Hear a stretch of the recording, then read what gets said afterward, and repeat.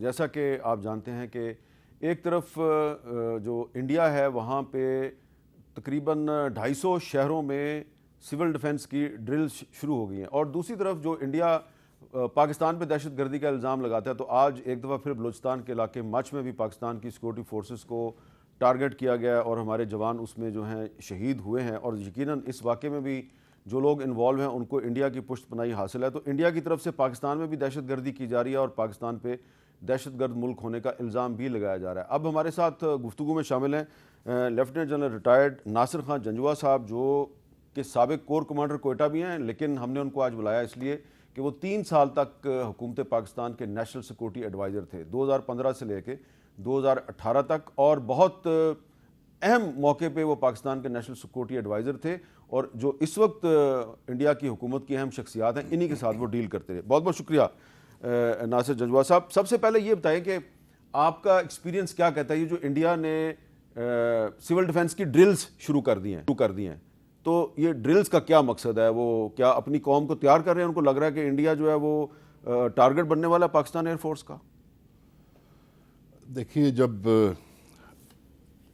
وار hype ہوتی ہے جی، تو اس کو ڈیفرنٹ طریقوں سے ڈسپلے کیا جاتا ہے تاکہ ایک میسیجنگ ہو سکے آپ کے ایڈورسری کو۔ تو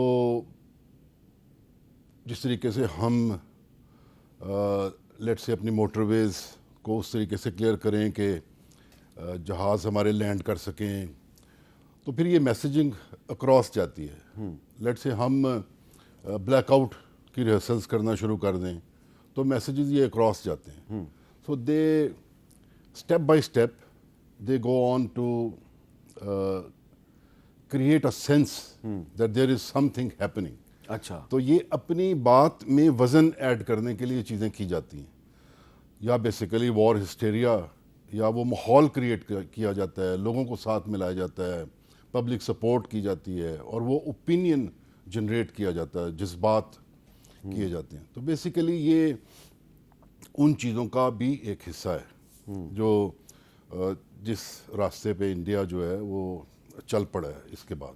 اچھا، آپ کو کیا لگ رہا ہے کہ انڈیا کوئی مس ایڈوینچر کرے گا یا صرف ڈرامے بازی کر رہا ہے، کچھ نہیں کرے گا؟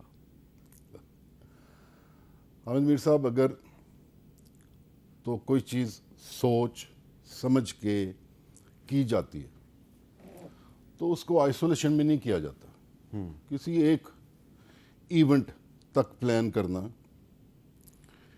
یہ ایسے نہیں ہوتا۔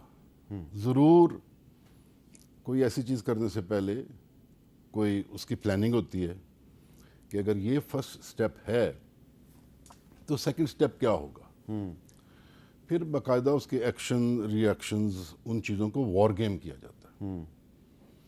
تو اگر تو بڑا لمیٹڈ سا کوئی ایم اینڈ آبجیکٹو ہو تو جو ایک ایونٹ سے ہی حاصل ہو جائیں تو پھر تو چلیں ٹھیک، لیکن اس کو ایڈورسری کی سوچ اور اس کی کیپیبلٹیز کے مطابق ساری چیزوں کو پلان کیا جاتا ہے۔ تو میرے خیال میں یہ جو ایونٹ ہوا ہے اس کا بھی انہوں نے ضرور ہمارے ری ایکشنز کو مد نظر رکھ کے کیا ہوگا، اور ری ایکشن تو ہم دے رہے ہیں۔ So it is at their door now, تو now it is their decision کہ اگلا اسٹیپ وہ کیا لیتے ہیں۔ اچھا، تو میں یہ نہیں کہنا چاہوں گا کہ ڈرامہ اور یہ اور وہ اس طریقے سے، بیکاز میں بالکل کوئی ایسی بات نہیں کرنا چاہوں گا جس سے ہم تھوڑا سا بھی ہماری سوچ میں یہ آئے کہ جی وہ نہیں کریں گے۔ تو یہ وقت ایسے ہوتے ہیں جس میں نیشنل بیہیویئر اور جو نیشنل سوچ ہے وہ، میرا مطلب ہے اس میں ایک یونیسا ہونا چاہیے، اس میں ایک پریپیئرڈنس ہونا چاہیے، اس میں ایک ریزالو ہونا چاہیے۔ تو لیٹس ٹیک اٹ کہ انہوں نے یہ کیا ہے، پھر ہم نے اپنا بتا دیا کہ ہم کیا کریں گے، تو ناؤ لیٹس سی کہ وہ کیا کرتے ہیں، کیونکہ یہ وار ہائپ والی چیزیں ہی ہیں نا، ریہرسلز وغیرہ کرنا اور لوگوں میں ایک ہسٹیریا کریٹ کر دینا اور اس طرح کی چیزیں۔ تو I think it is still not over. اور اس کو اس طرح کا کوئی نام نہ دیں, بلکہ اسکویئرلی اس کو آنکھوں میں آنکھیں ڈال کے دیکھیں. اچھا ہاں, اچھا, اب آپ جو ہے جب نیشنل سیکورٹی ایڈوائزر تھے تو یہی لوگ تھے اس وقت, مودی صاحب ہی پرائم منسٹر تھے, اجیت ڈوول ہی نیشنل سیکورٹی ایڈوائزر تھے. آپ کی اجیت ڈوول کے ساتھ کوئی بینکاک میں انٹریکشن بھی ہوئی, وہ تصویر بھی آپ کی بڑی مشہور ہوئی. تو آپ کو یاد ہے کہ اس زمانے میں بھی ایک دو ایسے واقعات ہوئے تھے جس سے کہ انڈیا نے پاکستان پہ دہشت گردی کا الزام لگایا, لیکن آپ نے اس کو کس طریقے سے ٹیکل کیا, اور جب وہ پاکستان پہ الزام لگاتے تھے تو پھر آپ ان کو کیسے سیٹسفائی کرتے تھے, کیسے ڈیل کرتے تھے؟ آپ کا ایکسپیرینس کیا ہے؟ ہمیں اس وقت ان کو کیسے ڈیل کرنا چاہیے, کیونکہ وہی لوگ ہیں جو آج بھی وہاں پہ اقتدار میں ہیں.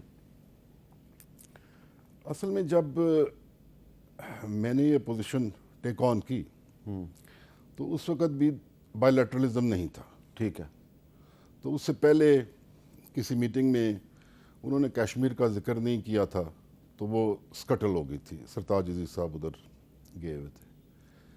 تو اس دفعہ ہم ہارٹ آف ایشیا جو ریلیٹڈ ٹو افغانستان ایک کانفرنس تھی وہ ہم ہوسٹ کر رہے تھے, اور چونکہ افغانستان ایک بڑا اہم مسئلہ تھا تو اس میں بہت سارے پارٹیسپینٹس تھے انکلوڈنگ انڈیا, اور پھر وہ انڈیا میں بھی ہوتی تھی تو جہاں ہم نے بھی پارٹیسپیٹ کیا تھا. تو ابھی اس دفعہ ہم ہوسٹ کر رہے تھے تو اب یہ بڑا شد و مت تھا کہ انڈیا اس میں پارٹیسپیٹ کرے گا کہ نہیں. تو پیرس میں مودی صاحب ملے نواز شریف صاحب کو, اور انہوں نے کہا کہ جی میرے لیے بہت مشکل ہے, میرے پہ بہت پریشر ہے, تو اس کو کچھ اس طرح کرتے ہیں مینیج کہ اگر ہمارے نیشنل سیکورٹی ایڈوائزرز کسی تھرڈ کنٹری میں مل لیں تو پھر میں سشما جی کو بھیج سکوں گا, تو پھر یہ ٹھیک ہو جائے گا. اب جب میں اور اجیت ڈوول صاحب ملے بینکاک میں, جی بینکاک میں ملے, اور ساتھ فارن سیکرٹری بھی تھے, پوری ٹیم ان کی بھی تھی, میری بھی تھی. تو وہ ہماری ملاقات بہت اچھی ہو گئی, بہت ہی اچھی ہو گئی, اور ایک نئی امید نظر آئی, بیکاز اس میں کشمیر کا بھی ذکر آ گیا, ان کا دل تھا ٹیررزم کا, اور وہ کمپریہنسو جو ڈائلاگ ہے وہ ریسٹور ہو گیا. اس کے بعد سشما جی بھی آ گئیں, اور پھر آپ نے دیکھا ہے کہ مودی جی خود چل کے 25 دسمبر کو آ گئے. تو اب یہ بڑی ایک اچھی سی گڈ ول, اور ہمارا جو آپس کا ریلیشن شپ تھا اس سے یہ سلسلہ آگے چلا.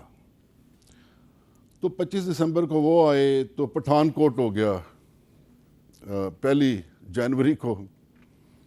تو ایک جب نواز شریف صاحب سری لنکا کے دورے پہ گئے ہوئے تھے. جی جی سر, وہ ایسے ہی ہے.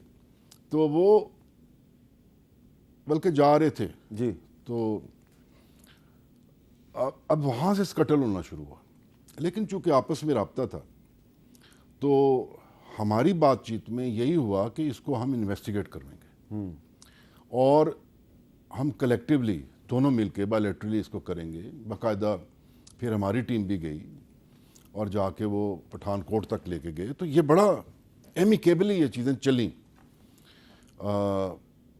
وہ ڈینٹ پڑا, لیکن ہم دونوں این ایس ایز نے اپنی میچورٹی کے ساتھ اس کو سنبھال لیا. لیکن ابھی بھی تو پاکستان کہہ رہا ہے کہ اس کو نیوٹرل ایکسپرٹس کے ذریعے انویسٹیگیٹ کروا لیں, لیکن انڈیا مانتا نہیں. اس کی کیا وجہ ہے؟ اچھا, ابھی پٹھان کوٹ اور اس کے بعد سبسیکوینٹلی بھی چیزیں ہوئیں, اور پھر پلوامہ بھی ہوا, پھر اس طریقے سے. تو یہ جو لگاتار اس طرح کے ایونٹس ہوتے رہے تو وہ ہم دور بھی ہوتے رہے. تو پھر بیچ میں جو فائنل جو اس کو ضرب لگی نا, وہ جب انہوں نے 370 ایبروگیٹ کیا. کیونکہ دیکھیے اس کے بعد کشمیر کے علاوہ ہم کیا بات کریں, پھر تو ایسے لگتا ہے نا جیسے ہم نے کشمیر پہ کچھ کمپرومائز کر دیا. تو پاکستان کے لیے سر فہرست جو ڈسپیوٹ ہے, جو ریزالو ہونا ہے, تو وہ کشمیر ہے. تو اب دیکھیں نا, ادھر کشمیر یہ ہو, ہم بیچ میں ٹریڈ اور دوسری چیزیں کرنا شروع کر دیں, تو وہ کیا میسج جائے گا کشمیر کے لوگوں کو. تو یہ وہ دوریاں ہیں جو ہم میں آ گئی ہوئی ہیں. تو لیکن یہ جو صورتحال ہے, کمنگ بیک ٹو اٹ, اب جو ہوا ہے, آپ دیکھیے ایسے وقت پہ ہوا ہے جب مودی صاحب کے اگینسٹ ویسٹ میں بھی نا کچھ آرٹیکلز وغیرہ چھپنے شروع ہو گئے تھے, the way he is handling minorities particularly Muslims. جی. تو اب اس سے کیا میسج ہوا ہے کہ اپنی پوزیشن ونڈیکیٹ کر لی انہوں نے جی. کہ جی میں جو کر رہا ہوں مسلمانوں کو اور اس طریقے سے دیکھ لیں کیونکہ وہ یہ اس طرح کے ہیں.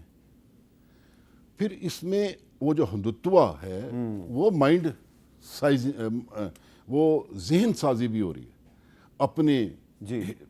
جو ہے گھر پہ. تو وہ ہندو مسلم وہ جو کارڈ ہے دیٹ از اے ڈسپلے, لیکن کس جگہ پہ؟ کشمیر میں. اور کشمیر میں دیکھیں وہ ابھی کیا کر رہے ہیں, بالکل ظلم اور بالکل انہوں نے انتہا کر دیا ہے. جی. اور محبوبہ مفتی صاحبہ جو سابقہ چیف منسٹر ہیں کشمیر کی, انہوں نے اس پہ خط بھی لکھا ہے اور انہوں نے یہ کہا ہے جی کہ 3000 کشمیریوں کو گرفتار کیا گیا اور 100 پر پبلک سیفٹی ایکٹ لگا دیا گیا, اور وہ اس پہ کہہ رہی ہیں جی کہ اتنا ظلم جو ہے وہ نہ کریں کہ لوگ یہ کہیں کہ یہ آپ نے خود ہی سارا جو ہے وہ ماسٹر مائنڈ کیا تاکہ آپ کو سیاسی فائدہ